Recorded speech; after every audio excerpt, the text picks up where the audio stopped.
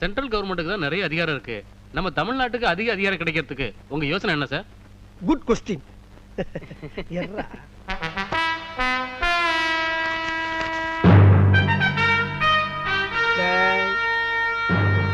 எல்லாரும் ஒரு நிமிஷம் இப்படி வர்றீங்களா? இது எந்த நாட்டுடைய மேப்பு? Good answer. இப்ப இந்த டெல்லி எடுத்துக்கங்க. இந்த சென்ட்ரல் கவர்மெண்ட்ல இருந்து நமக்கு கிடைக்கக்கூடிய முழு அதிகாரமும் பக்கத்துல இருக்கக்கூடிய ஊபி, மாப்பி, காப்பி, ராஜஸ்தான், பீகார் இவங்கெல்லாம் கொஞ்சம் கொஞ்சமா புடுங்கிக்கிட்டு கடைசியில ஒரு கொசுரை மட்டும் நம்மளுக்கு அனுப்புறாங்க.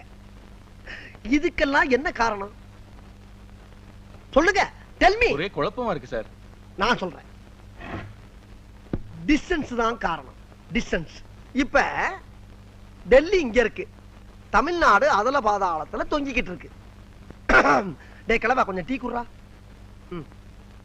குடு குடு குடு குடு.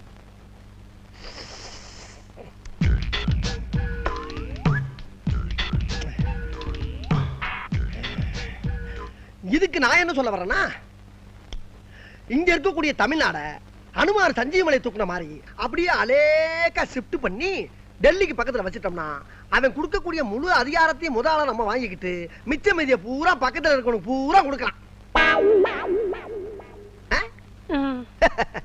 இத சொன்னா நம்மள பைத்தியக்காரன்னு சொல்றாயா?